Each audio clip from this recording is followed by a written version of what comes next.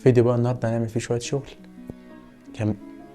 جامدين قوي قوي قوي قوي قوي قوي. هنطلع بصور جامده. انا عايز اوصل لك معلومه صغيره خالص، مهما كان تليفونك انت تقدر تطلع بصور جامده قوي، بس حاول تختار المكان وتختار الوقت، لان الوقت والمكان دول اهم حاجه في الصوره.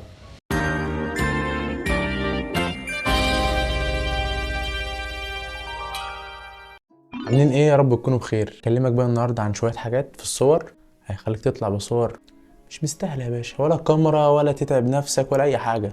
هكلمك النهارده عن شويه حاجات هيحولوا التليفون بتاعك لكاميرا جامده قوي. شويه حاجات كده صغيرين هنعملهم هيخدموا على الصور بتاعتنا، وهنبدا ناخد صور جامده قوي بالتليفون. فطبعا انا كده بنزل لك حلقه الفلاتر، وهنزل لك حلقات فلاتر تانية جايه ان شاء الله، وانت خليك متاكد انك مشترك في القناه، فعل زر الجرس عشان يوصلك كل ما هو جديد. النهارده بقى هكلمك ازاي تبدا تاخد صوره جامده، ازاي، ايه اللي انا بعمله عشان اطلع بصور حلوه. فمش هبخل عليك واقول لك على كل حاجه، انت بتخش عليا باللايك عشان الفيديو يوصل لاكتر عدد من الناس. طبعا النهارده هنتكلم عن اول حاجه، هو اول حاجه تليفونك. انا بصور كده بتليفون، حتى الفيديو اللي انا بصوره دلوقتي بصوره من كاميرا التليفون بتاعي. فانت خليك متاكد اول حاجه بتعملها انك ماسح عدسه التليفون مسحه نظيفه كده. امسح عدسه الموبايل عشان بيكون عليها تراب على طول. تاني حاجه يا برنس، قبل ما تبدا تصور او تصور، انا مثلا بصور، قبل ما تبدا تصور اتفرج يا برنس، اتفرج على حاجات كتير قوي، اتفرج على نفس اللي انت حابب تعمله. انت ما بتغشش على فكره، انت بتملى عينك بالحاجه عشان اول ما تروح المكان تبدا تترجم كده على طول، وهتشوف انت هتعمل ايه على طول، ما تقعدش تفكر هناك. يعني قبل ما تصور حاول تملى عينك بالصور اللي انت هتصورها، او تغذي بصرك عشان تطلع بصور جامده قوي. طبعا في كذا طريقه، في ابلكيشن هسيب لك اسمه، هو ده اسمه صورته اهوت، وفي طريقه تانية انك على جوجل وتكتب الحاجه اللي انت عاوزها ويجي لك الصوره اللي انت عاوزها. فانت يا برنس حاول تغذي عينك. طبعا انا هقول لك على شويه حاجات تانيين جامدين قوي، خليك معايا كده لاخر الفيديو وصحصح كده يا باشا، هات مشروبك وتعالى صحصح معايا. تالت حاجه ودي حاجه جامده قوي، اختار المكان اللي انت هتصور فيه وتختار اللبس بتاعك وتظبط الدنيا. مش عايز صعبه عليك بس بتكون حاجه جامده قوي. المكان اللي احنا رايحينه انا كنت حابب اروح مكان فيه قمح او فيه مثلا عباد الشمس، رايح مكان جامد قوي. المكان ده في الفيوم اسمه تونس، فالمكان ده جامد قوي قوي قوي قوي. المكان ده ميه، بحر، عباد، زراعه، كل حاجه هتلاقي يا برنس. الواد ده اكتشاف. طبعا ايه، هتبدا تفكر انت عايز تاخد صور ازاي، وايه الفكره اللي في دماغك. يعني احنا مثلا كنا لابسين في اليوم ده اسود، عايز اقول لك ان الحر كان مموتنا بس عادي طلعنا بصور جامده قوي. الوقت اللي بيكون حلو هو الساعه 5 للساعه 7، دي اجمد صور تاخدها، او من 5 ل6. فاحنا كنا عاوزين نلحق هناك للغروب بس نحاول من بدري شويه، فاحنا رحنا بدري عشان ناخد راحتنا. فانت حاول تروح بدري ما تروحش متاخر، يعني روح قبل ميعادك بنص ساعه عشان تبدا تظبط نفسك وتظبط معداتك وتبدا تصور. طبعا احنا هناك كنا رايحين على مكان معين، المكان بتاع عباد الشمس، بس واحنا بنلف شويه لقينا مكان زي القمح كده، او الحاجات اللي طالعه زي القمح ديت، خدنا فيه صور جامده قوي قوي قوي. اول حاجه عملناها احنا بدانا نشوف المكان بتاعنا ونشوف الزاويه بتاعه الشمس اللي هنصور بيها. طبعا دي اللي هقول لك عليها هي دي اهم حاجه في الصور. برضو رحنا في وقت الغروب وبدانا نصور. طبعا احنا استغلينا الشمس جامد قوي معانا في وقت الغروب، نبدا نصور والشمس بتبقى في ظهري انا وانا بصور. يعني انا لو بصور كده بتبقى الشمس في ظهري، الموديل واقف في وشي كده، ونبدا نصور. طبعا احنا خدنا شوطات هناك جامده قوي. زي ما اقول لك حاول تصور بالكاميرا البورتريه، وحاول تصور بالكاميرا العاديه، تصور بالكاميرا الاكس 2، كل العدسات اللي موجوده، وحاول بقى تفتكس يا برنس. انا عجبتني قوي صور جوه الكادر العريض بتاع الكاميرا، وانا كنت حابب اجيب الكادر ده بورتريه، بس انا مش على التليفون بتاعي. انا بدل ما اصور بالتليفون كده بدات الف التليفون كده واخد الكادر بتاعي طريقه جامده قوي، وابعد عن الموديل شويه وابدا انزل خطوتين واخد الكادر باوسع كادر عندي في التليفون. حاول وانت بتصور في مكان تاخد كذا كادر وتخلي معاك الكادرات في البيت. ده بقى اول ما تروح كده يا باشا تشوف اللي هينفع معاك تخليه، واللي مش هينفع ديليت على طول. طبعا زي ما انت ما شايف انا بدات اقعد الموديل معايا ونقعد كده على الارض شويه، وانا انزل بالتليفون تحت وابدا اخلي كاميرا التليفون زي ما قلت لك كده. انا بقول لك تاني عشان بتفرق معاك قوي.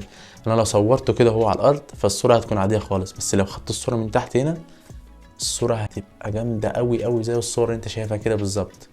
ولو عملنا شويه ايديت كده بصوت الصوره هتبقى كده. طبعا الحلقه النهارده مش بتاع ايديت، حلقه التصوير، بس انا هسيب لك برده الفلاتر تحت اللي استخدمتها معايا في الصور، خش تحملها يا باشا، تشبرق نفسك كده وتهيص يا باشا. عملت لايك ولا لسه بقى؟ اعمل لايك عشان عارفك انت بتنسى على طول، واشترك في القناه عشان انا اصلا 95% من اللي بيتفرجوا على فيديوهاتي مش مشتركين، 5% بس اللي مشتركين. فانت اشترك في القناه كده واعمل لايك. وبدانا نتحرك نروح مكان تاني برده عشان نلحق الغروب والوقت ما يروحش مننا.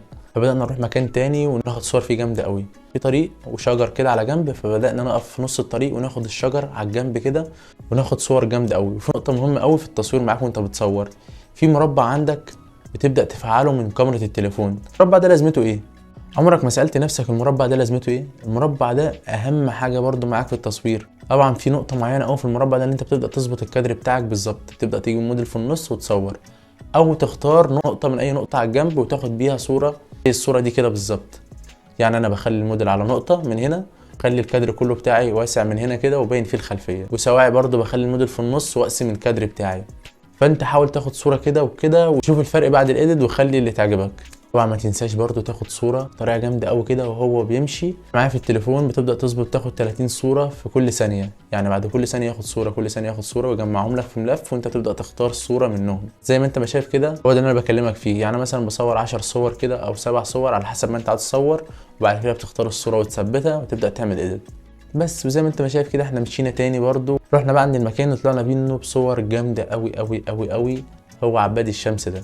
طبعا الموسم ده موسم عباد الشمس، او احنا اكيد ما كناش ينفع نعدي الموسم بتاعه غير ما نطلع بصور جامده قوي. كان نفسي اصور في المكان ده من زمان، واول ما جه الوقت المناسب طرت على طول، جهزت معداتي ورحت رايح على طول على المكان. طبعا احنا اول ما رحنا ظبطنا الدنيا وبدانا نقف، حبينا ناخد صور جامده. فاحنا عملنا ايه؟ خليت الموديل انه بيشم العباد كده وبيشم ريحه العباد والزرع والطبيعه، وبدانا ناخد صوره من كذا زاويه. هوريك الكادر من الجنب ده ومن الجنب ده والكادر من النص برضو. طبعا انا بستقر في الاخر على كادر واحد بس وبخليه واعمله ايديت. انا عايز اوصل لك معلومه صغيره خالص، مهما كان تليفونك انت تقدر تطلع بصور جامده قوي، بس حاول تختار المكان وتختار الوقت، لان الوقت والمكان دول اهم حاجه في الصوره.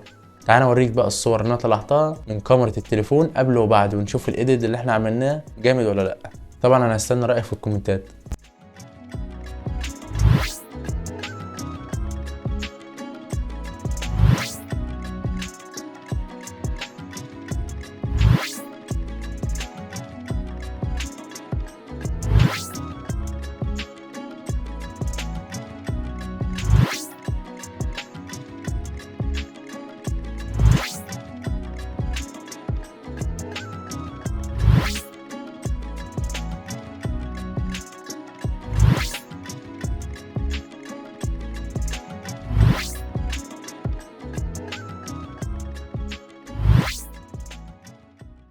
اكيد الصور اللي بتقلب قدامك ديت انت لو شفتها من غير ما انا ما اقول لك هتقول مصوره بكاميرا، بس الصور دي كلها مصوره بالتليفون عادي. على فكره مش شرط التليفون ايه برضه عشان يكون عندك علم، هو الفرق في الوقت زي ما قلت لك والمكان. حاول ترتب المكان مع الوقت، حاول تتصور في وقت الغروب هتطلع بصور جامده قوي.